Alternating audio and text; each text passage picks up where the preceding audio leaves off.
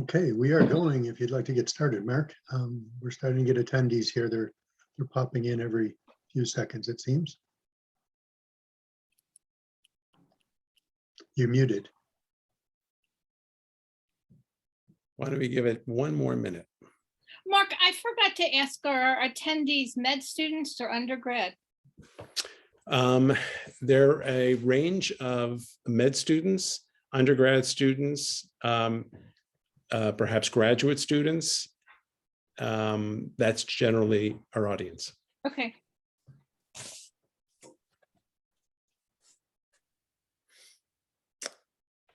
Okay.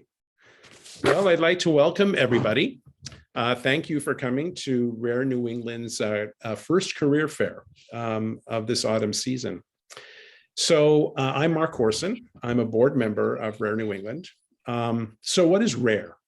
Well, rare diseases affect about 30 million people in the United States, about 350 million people worldwide. About 80% of people with rare diseases actually have a genetic cause for their rare disease. So these patients, these families have a lot of needs. And often the healthcare systems don't address their needs adequately. And so Rare New England was born. The mission of Rare New England is to bring together New England patients, families, and providers who are touched by rare and complex disorders.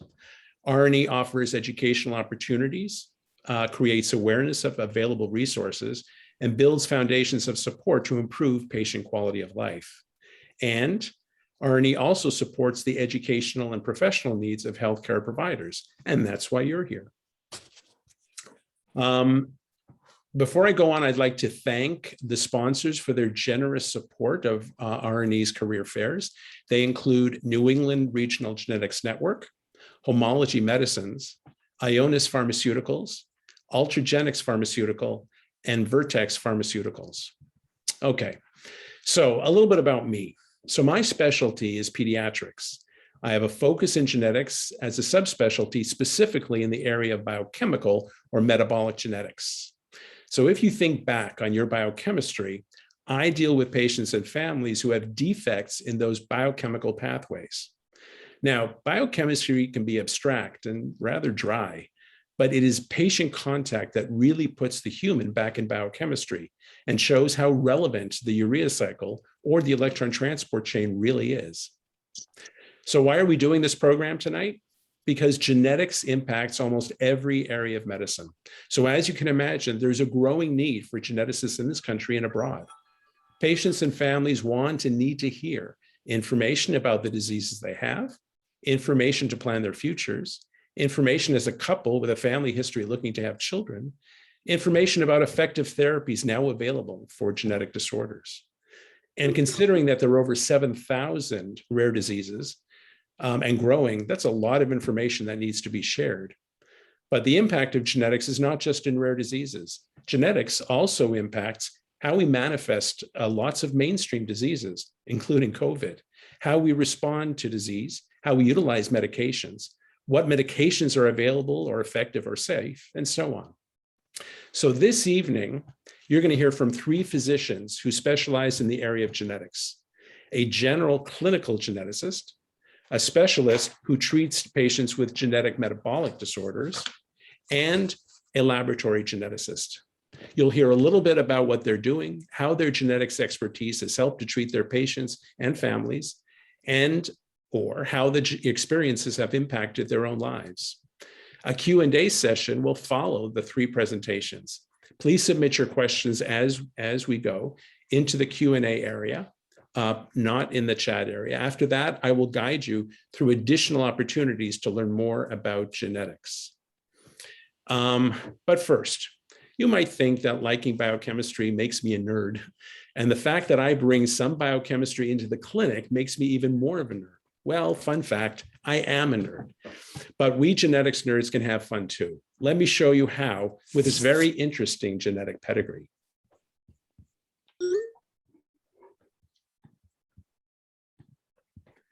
All right, can you see that? Yep, thumbs up. Okay. The Pedigree Nightmare. Many, many years ago, when I was 23, I was married to a widow who was pretty as can be. This widow had a grown-up daughter who had hair of red. My father fell in love with her, and soon they two were wed. This made my dad my son-in-law and really changed my life. Now my daughter was my mother because she was my father's wife. To complicate the matter, even though it brought me joy, I soon became the father of a bouncing baby boy. My little baby then became a brother-in-law to dad, and so became my uncle, though it made me very sad. For if he was my uncle, then that also made him brother of the widow's grown-up daughter, who of course was my stepmother. Father's wife then had a son who kept him on the run, and he became my grandchild, for he was my daughter's son. My wife is now my mother's mother, and it makes me blue, because although she is my wife, she's my grandmother too. Now, if my wife is my grandmother, then I'm her grandchild. And every time I think of it, it nearly drives me wild, because now I have become the strangest case you ever saw. As husband of my grandmother, I am my own grandpa. Oh, I'm my own grandpa. I'm my own grandpa. It sounds funny, I know, but it really is so. I'm my own grandpa. And if you go to the internet, YouTube, you will find 1,000 different versions by all kinds of singers of this particular pedigree. All right, so we're going to leave this, and it's my great pleasure to introduce our first guest, our clinical geneticist, Dr. Pam Trepane from the University of Florida in Jacksonville. Dr. Trepane is the chief of pediatric genetics at the University of Florida. She received her medical degree from the University of Texas Health Science Center, San Antonio. She completed her pediatric residency and clinical genetics fellowship at the University of Texas Health Science Center, Houston. She's a fellow of the American Academy of Pediatrics and the American College of Medical Genetics and Genomics. She also serves on the executive committee of the American Academy of Pediatrics Council on Genetics. Her primary clinical interests, neurofibromatosis and connective tissue disorders. Dr. Trepane also received a Master of Medical Education from the University of Iowa, where she was actively involved with both undergrad and grad level medical education. She has trained and mentored numerous physicians throughout their education and careers as a didactic course director and fellowship director. For more information about Dr. Trepane, please see her bio in the career fair brochure or up on our website. So let me stop sharing and turn the stage over to you. Dr. Trepane, thank you so much for being here this evening. Well, thank you for having me. It sounds like I've done a whole bunch of stuff. So took a rather nice little trajectory whenever I was in college, did an undergraduate in biology, which prepared me for my master's in biology, which prepared me to work in somebody's research lab. Quickly found out that I talked too much. So went to medical school and didn't really, I mean, whenever I first started, I thought I wanted to do family practice. And one of my theories about genetics is we're sort of the family practitioners of specialists.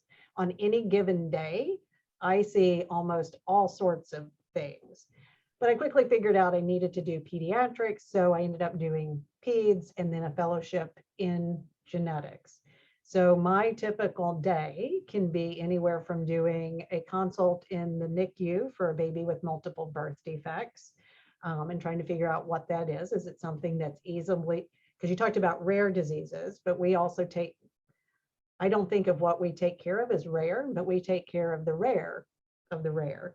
So there's an old saying about when you hear hoofbeats, you should think about horses, not zebras, or typically the zebra doctors, but we're really the polka dotted purple zebra doctors, because the zebras most people know. And so a lot of times people will come to me with what their doctors think they have. And one of my patients today, they had something close, but he probably has something much more rare, but they were at least in the right ballpark with the right set of zebras. So I could be in the NICU, I could be in my clinic. Today was a connective tissue day, so I saw children that had dilated aortic roots, cleft palates, high myopia. The other part of my day was more in my neurofibromatosis realm, where I was seeing people with different kinds of spots and whether or not that's important or not. And that's a whole large differential.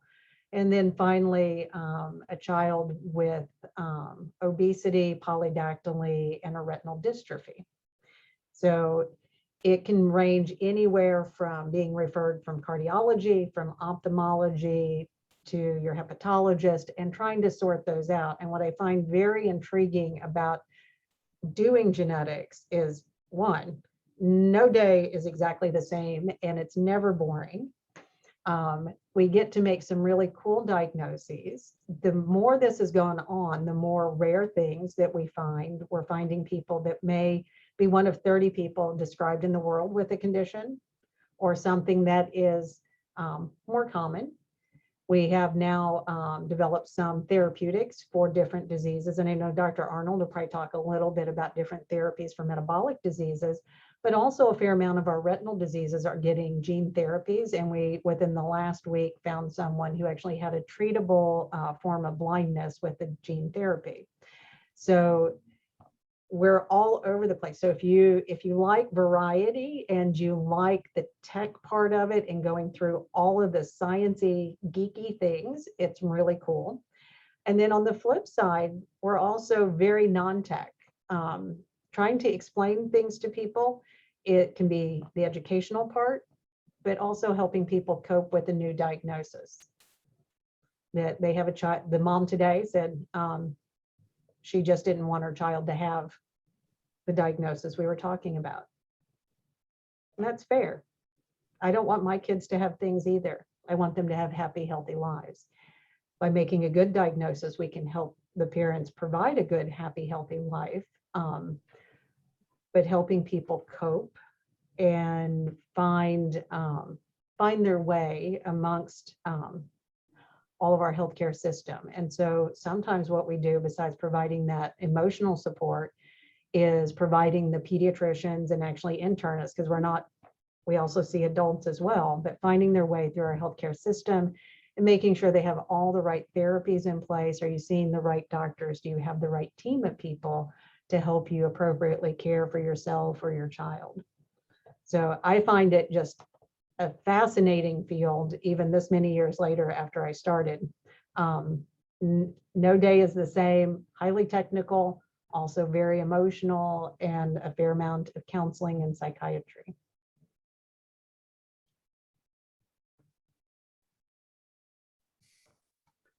Terrific. Thanks. Thanks, Dr. Trepain.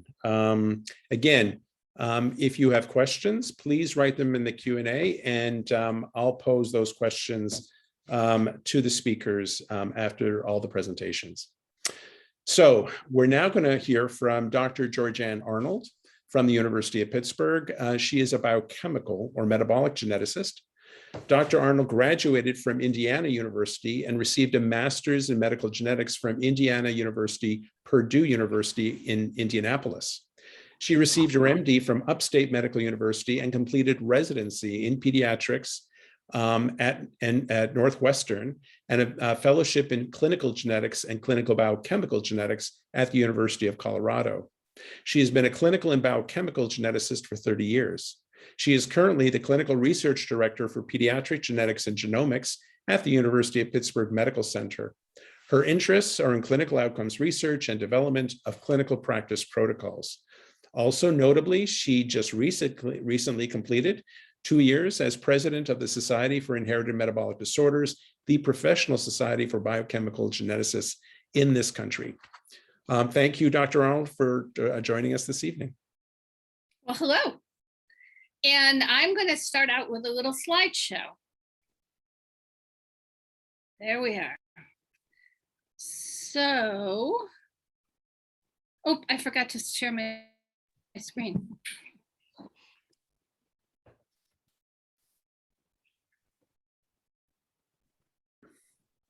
Try again. Some of us are techier than others. What can I say? Okay. You got it. You got it? Okay, good. All right, so let's talk about, I want to start with a story. What do you call a hot dog after you scoop out the insides and leave the skin? Let me get rid of this over here. A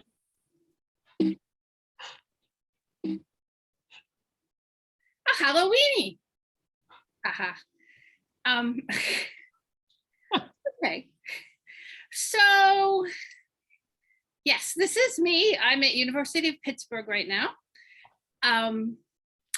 And my story, I crushed on Gregor Mendel in high school biology because we are, in fact, all nerds. And I don't know what else I would want to be. So I started in a PhD graduate program, but they forced their PhD students to do a semester of clinic where you actually went and saw genetics patients in the clinic. And I really liked that. And I wasn't really all that fond of working in the lab. So that really meant that I was in the wrong arm of genetics. So that sent me off to medical school and then the residency and fellowship that you heard about earlier. Now, for people who know early that that's what they want, you can combine pediatric or internal medicine or OB residency and a genetics fellowship, taking a year off, doing them sequentially. So then I was a clinician. In 2000, I got an NIH grant that was designed to train clinical researchers. And now I'm about 60% clinical research and 40% patient care. I'm supposed to be a little more research than that, but you know, patient care kind of takes up a lot of time. So this is what people think of when they think of biochemistry. This mass of pathways that make no sense, that need to be memorized for no apparent reason, and that are just utter confusion.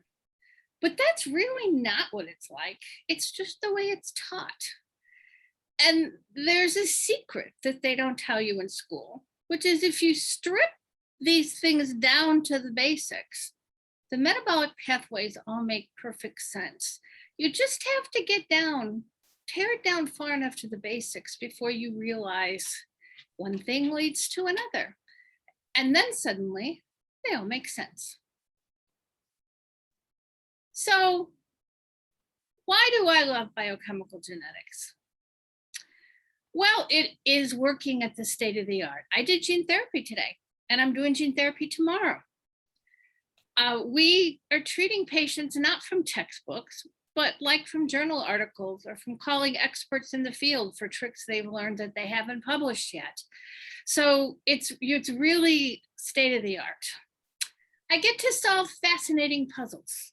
And if you think about like neurology before the CAT scanner, when they had to figure out what part of the brain was having the problem, we have to figure out what part of the biochemistry is having the problem.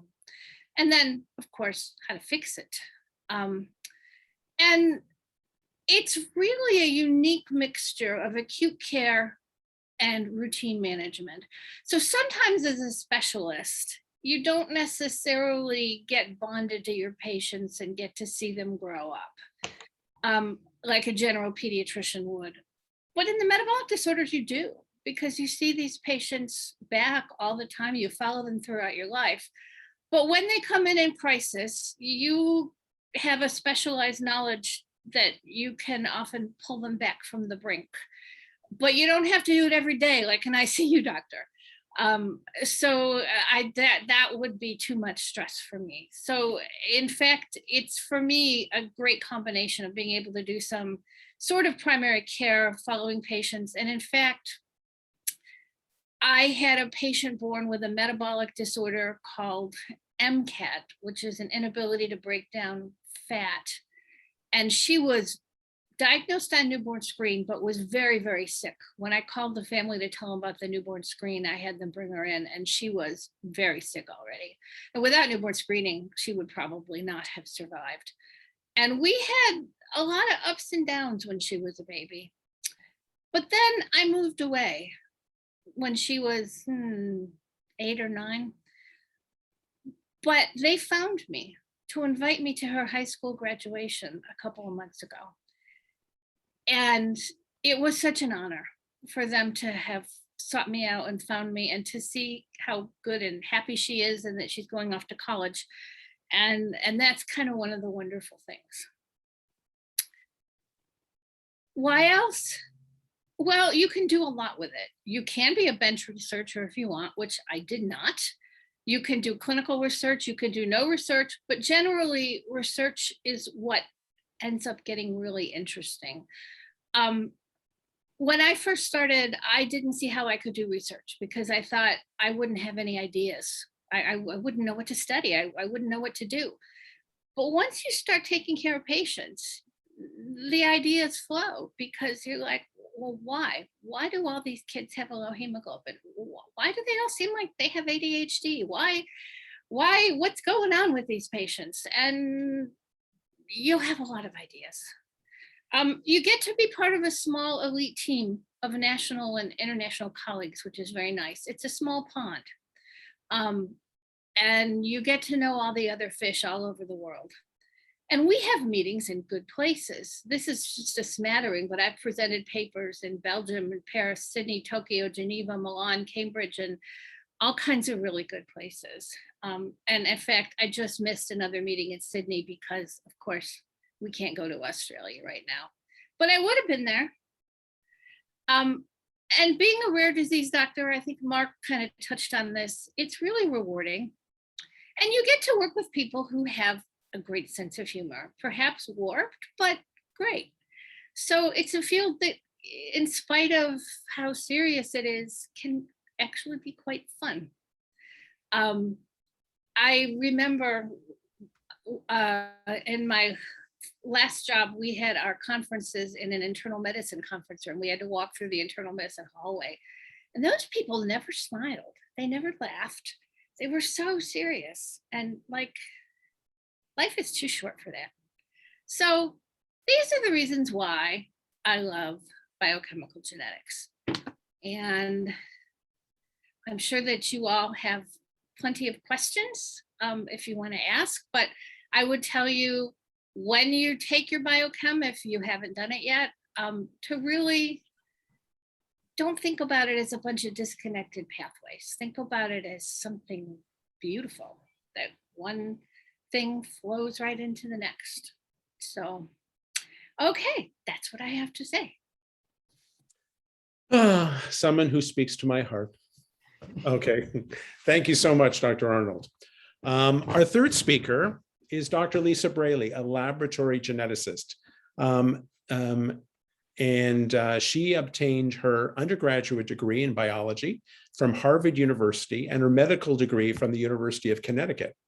She completed residency and fellowship training in genetics at Yale and is board certified in clinical genetics, cytogenetics, and molecular genetics. She is currently the Associate Scientific Director of Cytogenetics for HNL Lab Medicine in Allentown, Pennsylvania, and serves on the board of directors of the New England Regional Genetics Group. She has also served as Associate Director of Cytogenetics at Ameripath Northeast, or Quest, and as Technical Director of Molecular Diagnostics and Clinical Trials at Dianon Systems for the Laboratory Corporation of America, both in Shelton, Connecticut. And she's been adjunct faculty at the University of Connecticut and the University of New Haven. Her interests include DNA sequencing and data analysis, genetics education and outreach, and metabolic disease. She and her husband, Bob, reside in Derby, Connecticut. For more information about Dr. Braley, please see her bio in the career fair brochure. Dr. Braley, thank you for being here tonight. Thank you so much for the introduction. We should have spoken in advance because I have an update. I'm no longer at HNL Lab Medicine, and starting in December, I'm going to be an assistant professor at the Icahn School of Medicine at Mount Sinai in New York City. Congratulations. Yes. So that is an exciting change. So I think one of the things I have found in medicine is that people think pretty much consistently about patient care. That's what it's about. But there are certainly areas of medicine that many people wind up in for a variety of reasons that are not about patient care, and that the laboratory medicine, and I'm not direct patient care. So laboratory medicine, radiology, laboratory genetics, pathology. So there's a lot of areas that people wind up in for, fascinated by disease processes, fascinated by DNA, also drawn for lifestyle reasons. I graduated from Harvard when I was 27 and from medical school when I was 35. So it was a little bit of a non-traditional student, certainly age-wise, maybe in other ways too. But I found that I was not excited by being on call. Having thought that I might be like a TV doctor like Marcus Welby or somebody on Northern Exposure, I found myself drawn more actually to pathology, lab medicine, genetics, and had always been really interested in people with genetic syndromes. I had worked in group homes for the development of disabled when I was in high school and college, and was fascinated by what those people had, but was also really fascinated by the underlying processes. What is it in the DNA? What is it about their biochemistry that leads them to be the way that they are? And so basically I wound up focusing largely on the laboratory aspects of genetics, and am board certified in molecular genetics and cytogenetics. My new job is actually going to be in tumor cytogenomics. So it's more of a pathology cancer kind of job. But one of the neat things about studying DNA is that you can be looking at a really wide range of things. If you know DNA, you can be looking at animal models and doing research. You could be looking at plants, the microbiome, constitutional genetics, the syndromes that Pamela sees, or the biochemical issues that Mark or Georgianne treat. And also, what are the issues that happen inside of tumors, the somatic cancer genetic changes.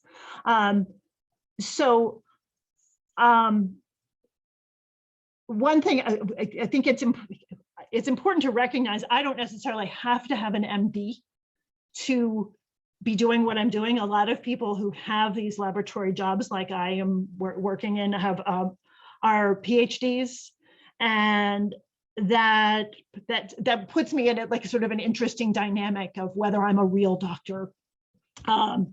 And sometimes people think it would be better if I were a PhD, they're smarter, or that if I were a real doctor, I wouldn't be doing what I'm doing, I'd be seeing patients. So there's some interesting dynamics around that, but I really think that it's a good place to be as an MD.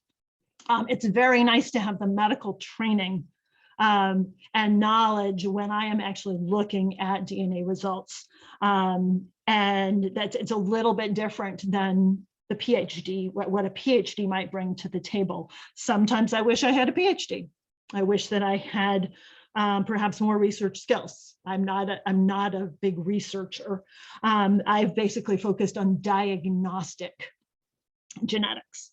I would point out that if one, depending on how one came to be in laboratory genetics, that it could be a primary career, which is basically what it's ended up being for me, or it could be an adjunct to that. One could be a biochemical geneticist and be looking at the biochemical results in the lab. One can see patients in clinic and also be developing testing or actually running a lab to do the testing that might evaluate those patients. And sometimes that can be very, a good career extra to be able to do more than one thing within a setting.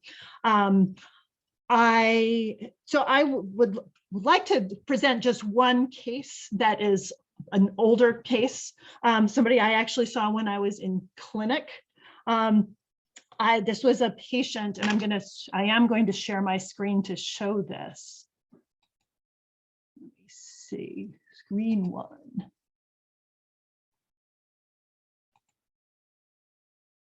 Okay, is that just showing my name? Can you see that?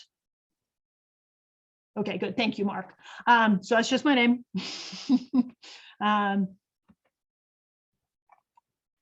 There it goes.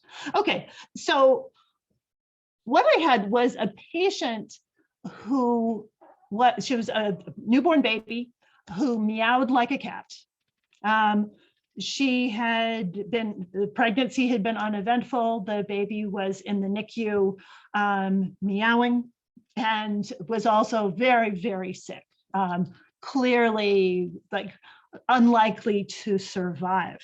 Karyotype had been sent to look at the chromosomes, and the chromosomes were completely normal. That was a little bit unexpected. And I'm going to put the disclaimer on here. Remember that this was probably about 2002. So this goes back a ways. Babies that meow like a cat typically would have a syndrome called cri du chat, which is French for cry of the cat. And they're missing the top part of chromosome 5. So on chromosome 5, they would be missing a piece at the top. It's not always easy to tell from these karyotypes. This is a normal karyotype, and these chromosome 5s are normal. And they do look like they're different sizes, but they are the same as each other. So having that, I was seeing this baby with my attending, and I said, well, how could this, I don't know anything hardly, but how could this be anything but cri du chat? This baby is meowing. And he said, well, it can't be. Yeah, there's the chromosome 5 is normal.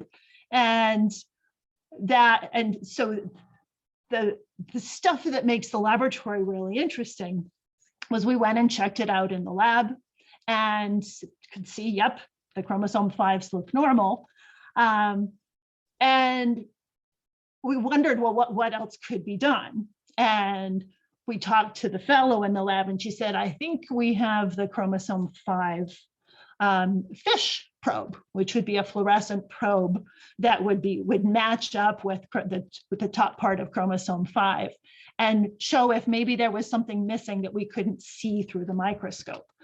And so that probe was used, and indeed, the end of chromosome 5 was not there. Another test was done that was called subtelomeric FISH that was using terminal probes from all the chromosomes to see where were the ends of these chromosomes rearranged. And it turned out that this baby had an unbalanced rearrangement between chromosome 14 and chromosome 5. And so I've showed that here where you can, if you look at chromosome 14, the bottom of it has a dark band and then this light part. And the top of chromosome 5 has a very similar dark band and a light part. And I put them together down here at the bottom. And you could see that if you took a piece from chromosome 14 and switched it with a piece of chromosome 5, it would be really hard to tell whether they look different, because there's that dark band and then a lighter end. And they are subtly different, but not very obviously so. And again, remember, this is, I hate to say it, like 19 years ago.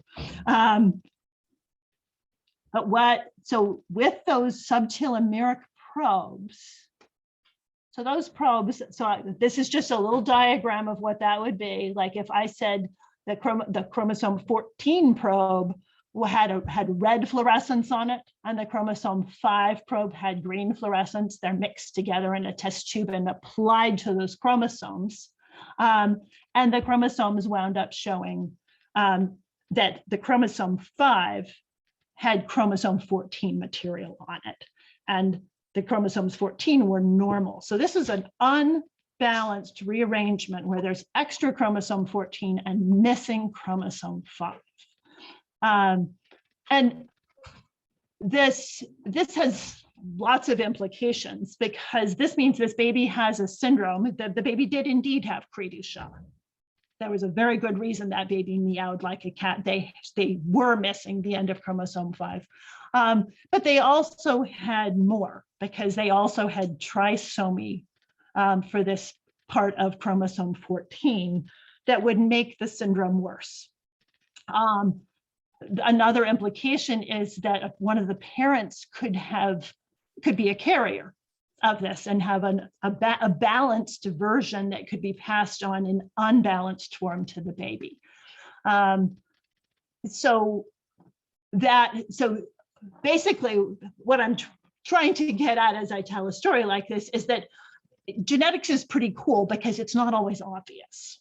Something, the test that everybody would say you do is as a karyotype. Of course you're going to see it. My attending said, no way is this Cri du Chat. And working as a team with the laboratory, we were able to figure out the correct testing to do. Nowadays, if one were doing this, we probably wouldn't start this way. In most cases, a microarray would be the first line testing that would be done, and a microarray would show the gain of 14 and the loss of 5 material. And then one would have to figure out how structurally, how does that come to pass? And as we are going forward right now, we are in the situation where it may be possible to determine that a situation like this exists with long-range whole genome sequencing or optical genome mapping, to be able to actually write down the DNA of a chromosome and see where this chromosome 5 changes from having chromosome 5 material to having chromosome 14 material. So that over time, the testing has evolved. The same testing that was done in 2002 is still done, but other testing is beginning to be more frontline and to give more information up front. And part of the great fun of the laboratory is figuring out at what level should your testing be done? When do you need to look at a specific spot? When do you need to look at the whole genome? When do you look at actual DNA sequence, and when are you actually looking kind of just at the structure? Obviously, a karyotype is really you're pretty far pretty far away from the chromosome to look like this. You're not seeing 3 billion base pairs. You're seeing the stripes on the chromosomes, the banding patterns. In this family's case, the parents were not carriers. And they had some big decisions to make about the amount of life support to provide for their child. And they also had the opportunity to have testing done during their next pregnancy in case there was any possibility that they were carriers where we couldn't detect it. So there are huge implications for genetic testing. It's a lot of fun to look at the different, what is the best test to use. Testing is rapidly evolving over time. It's and that takes me to a point that I would like to make, and then I think I will be done. The point is, as Mark introduced me, he talked about me working for Quest Diagnostics and LabCorp, and those commercial jobs were good for me. They were good to me. My pay rose while I was there. I had a good time. But one of the things that happened for me working in those labs was that I wasn't in the middle of, here we go. Sorry about my phone. I wasn't in the middle of research. So I was not staying current with the field of genetics. And it was, so a commercial laboratory was a good place, but a bad place. So I would recommend if one were doing a laboratory job, that it would be very nice to stay within an academic center where one is staying current within their field. I'm sorry, I'm having a hard time figuring out how to mute the phone, which is why it keeps ringing. So currency is a really key thing. I love what I do. I am thrilled that I am going back into an academic center, and I will be working in tumor cytogenomics, and am thrilled to be just a second here. All right. Audrey, I'm doing something, okay?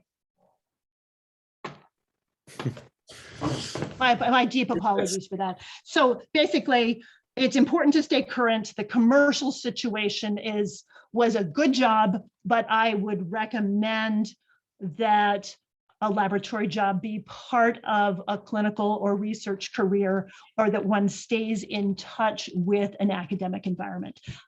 Okay. Excuse my little confusion at the end, and thank you so much. Thank you, Dr. Braley. Sorry.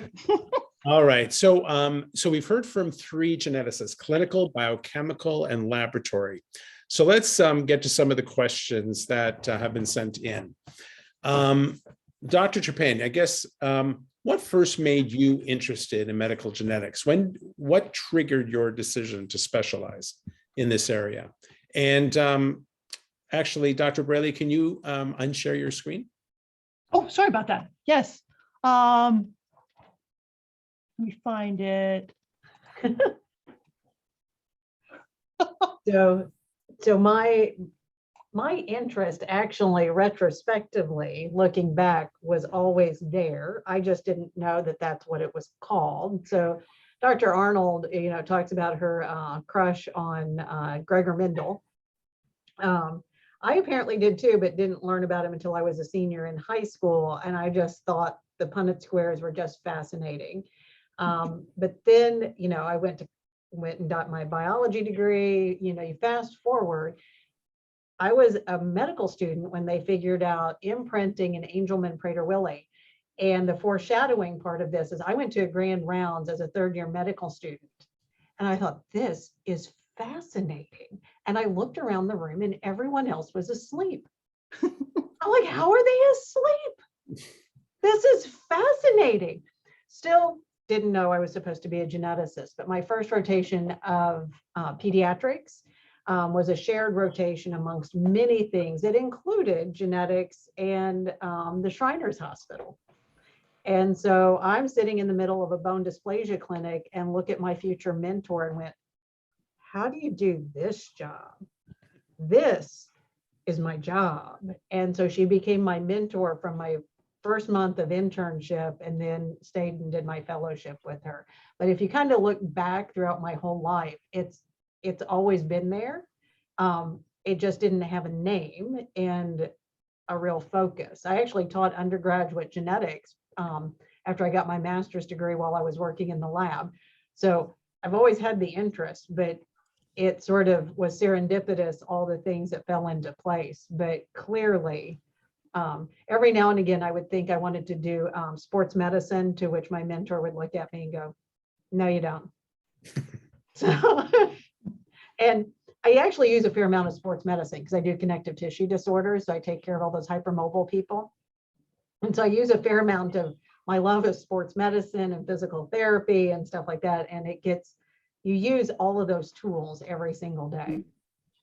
Thank you. Dr. Arnold, you spoke a little bit about this for yourself, but if you're not interested in academics or research, what are the other options in the field of medical genetics?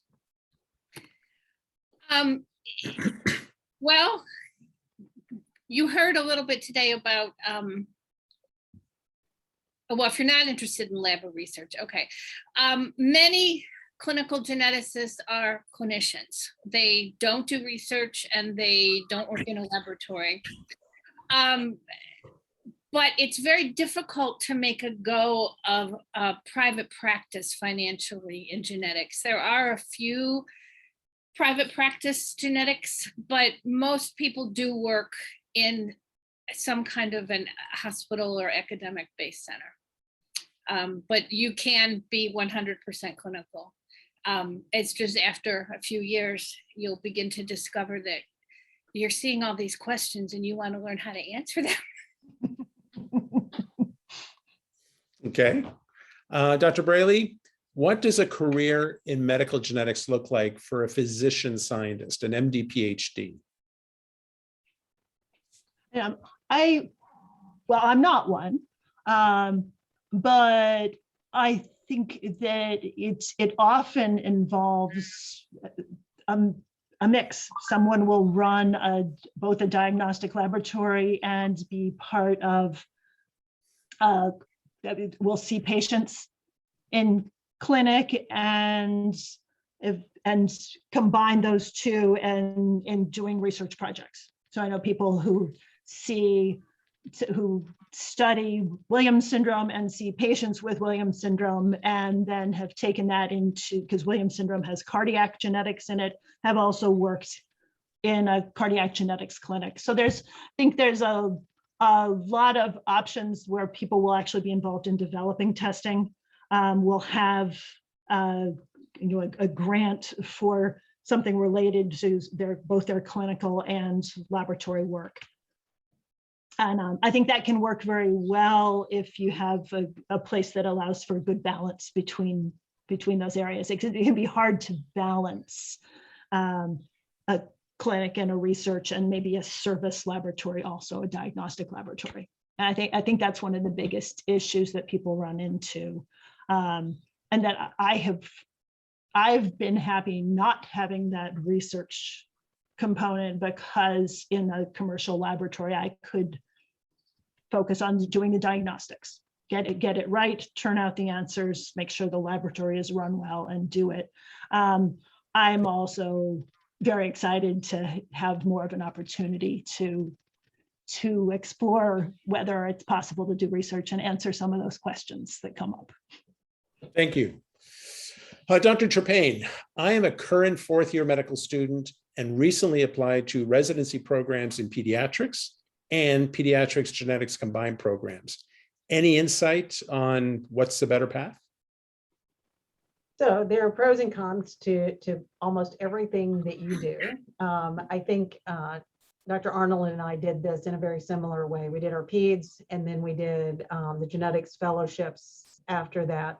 So for me, I just did the 2 years. So I did 3 peds and 2 in genetics. So for overall 5 years. When you do the combined program, it does whittle it down to 4 years. So then you could start doing then the sub-fellowships after that. So if you wanted to do biochemistry, now they've turned cyto and molecular into laboratory medicine. So there's some different options out there to go on for training. So it really has to do with the amount of time that you spend. I think both ways you'll get very good training, and trying to find the program that is right for you. And when you go on the interviews, is finding your people. Definitely, I can remember back going through interviews, and some programs had more of a personality that was suited to mine or not. So most people will interview in both, but either way, getting good foundational trainings. I think one of the more important things for me is knowing what normal is.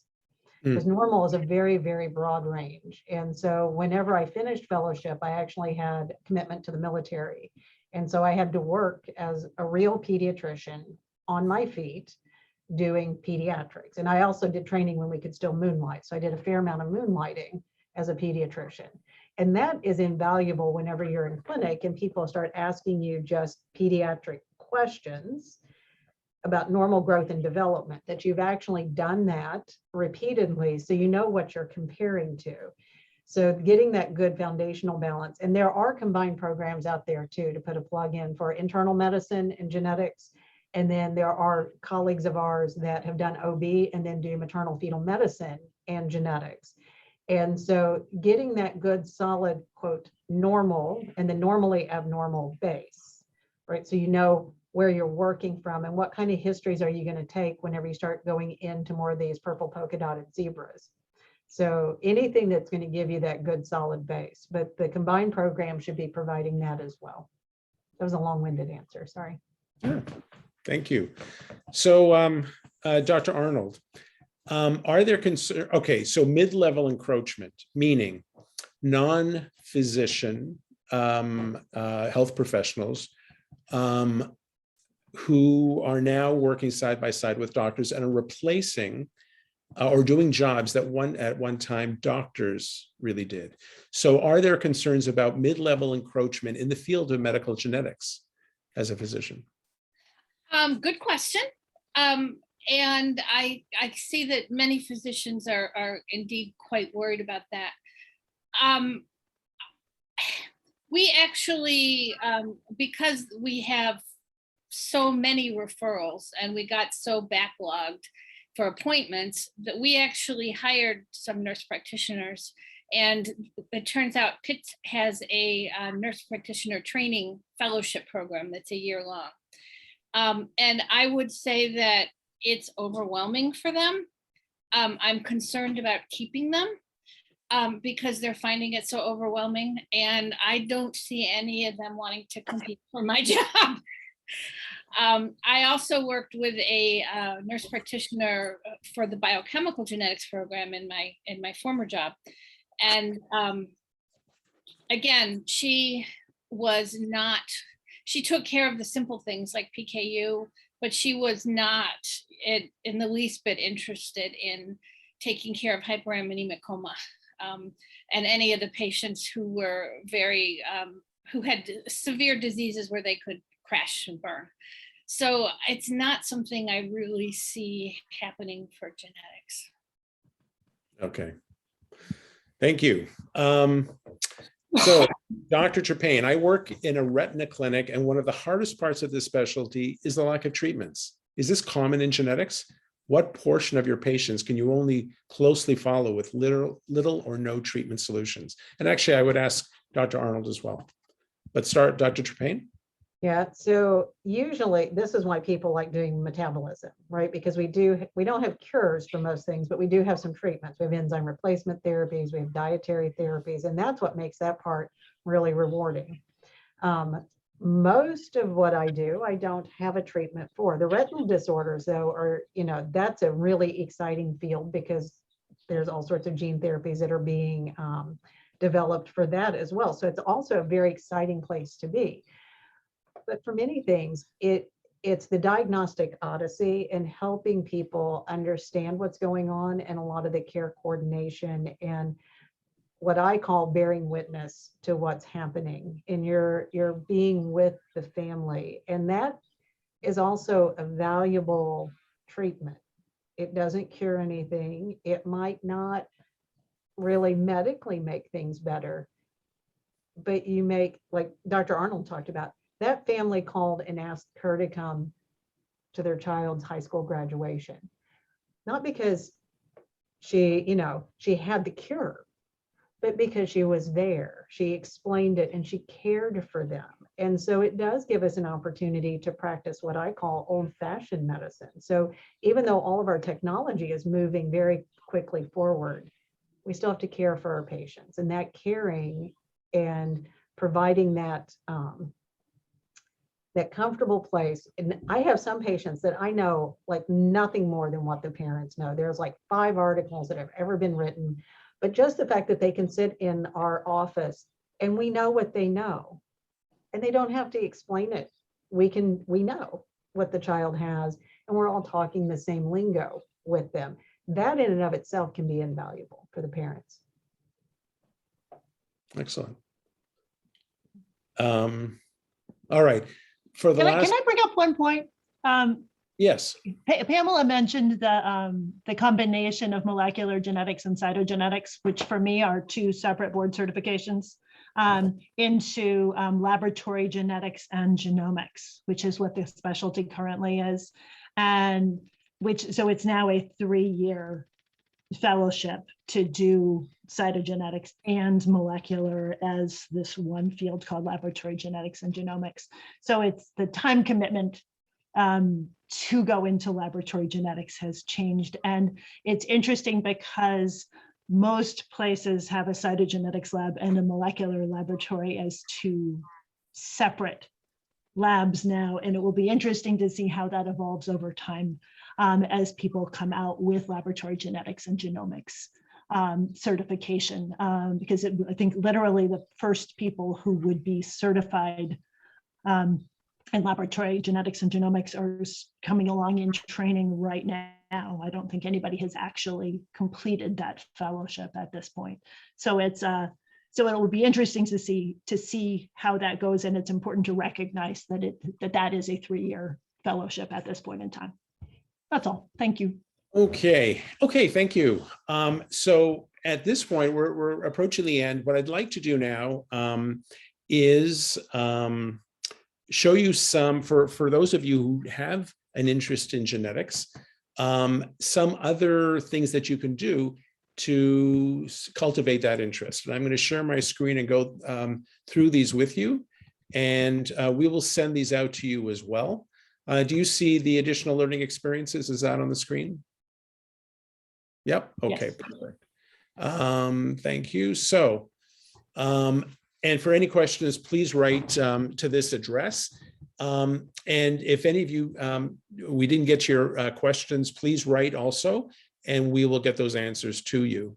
So there are opportunities to learn more about genetics and to have one-on-one conversations with a geneticist, whether it's a clinical, a biochemical, research, or industry. This can help you sort of help focus your own ideas. Let us know and we can put you in touch with somebody, but please prepare a letter of intent and a CV in advance. The American Society of Human Genetics has a lot of information on its website about a career. There's a section called Careers in Human Genetics, where it provides information about a wide range of career options, no matter what level of the academic you are on the academic level, a ladder, anywhere from undergrad to postdoctoral levels. And then there's something called a Career Accelerator section, which provides advice about career search, interviews, and how to negotiate. There, if you're interested in doing an on-site elective, so an in-person elective in a teaching hospital where you shadow a geneticist and see the kind of patients he or she has seen, this requires advanced planning and hospital security clearance. Again, let us know and we can try and put you in touch with a geneticist, hopefully near you. Again, please prepare a letter of intent and give us your CV.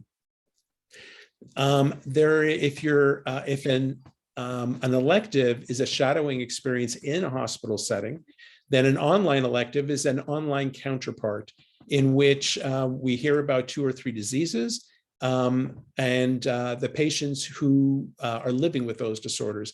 The whole online elective takes about 60 to 75 minutes, and each elective has a theme. If you are interested, write to us and we'll tell you when those are. Rare New England hosts a Rare Disease Day speaker series.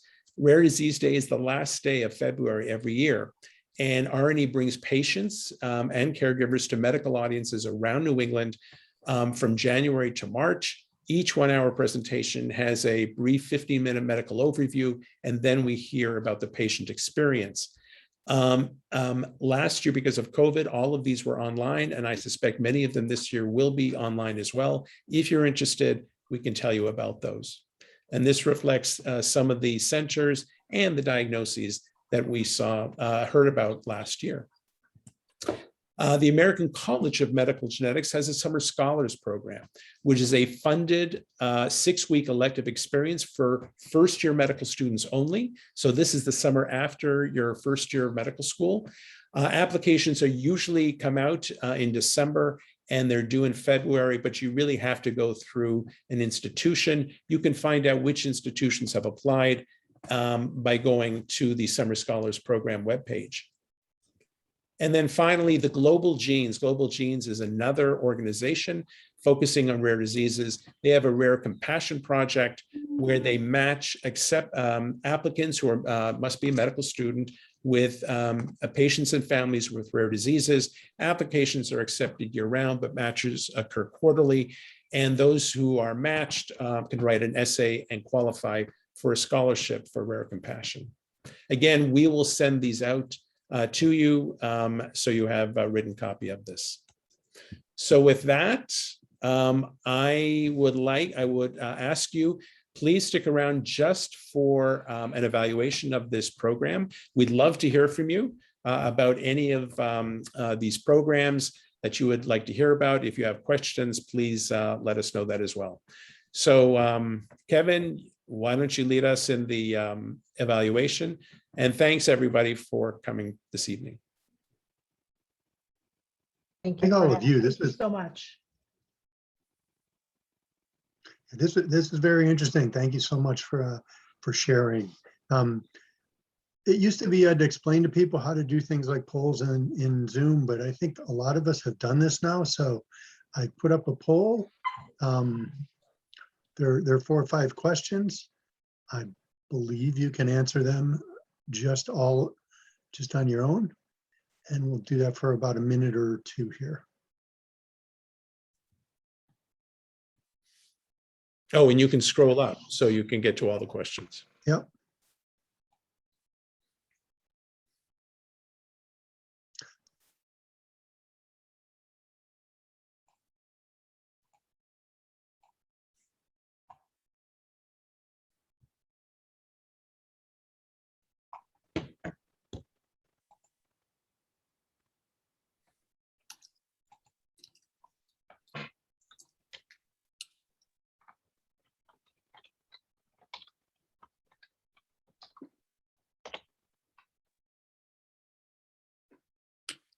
Actually, I'll put this out to the speakers. One question came in.